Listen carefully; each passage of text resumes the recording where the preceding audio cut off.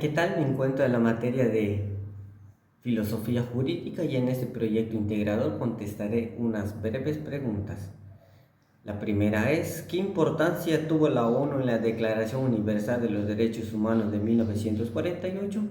Podemos decir que la Declaración Universal de Derechos Humanos de 1948 fue un documento respaldado por la Organización de las Naciones Unidas, que implicó el replanteamiento de los fundamentos de los derechos humanos y la aplicación de un programa de universalización efectiva.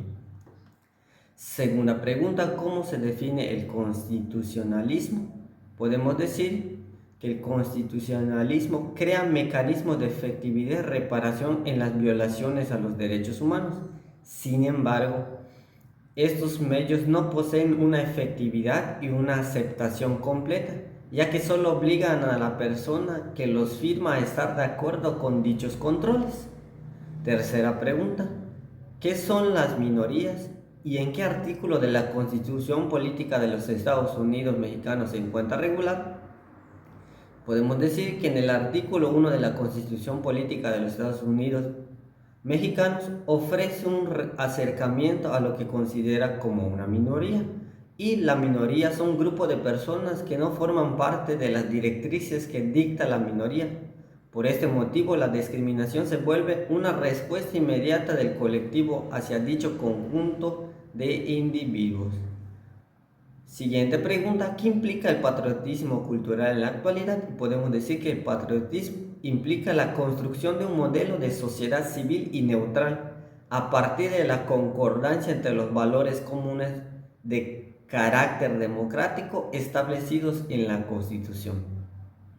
Siguiente pregunta, ¿qué son los derechos humanos de tercera generación y cuál es su origen? Podemos decir que los derechos humanos de tercera generación son la actualización más reciente que ha tenido los derechos humanos en cuanto a su impacto en las comunidades, aunque más recientemente ha comenzado a debatirse la existencia de una cuarta o quinta vertiente que contempla nuevas áreas de oportunidad que deben ser abordadas. La tercera generación aparece en la segunda mitad del siglo XX como consecuencia de la Segunda Guerra Mundial e incluye derechos relacionados con el medio ambiente, los consumidores y la solidaridad. Siguiente pregunta, ¿qué son los derechos colectivos y dónde se estipulan?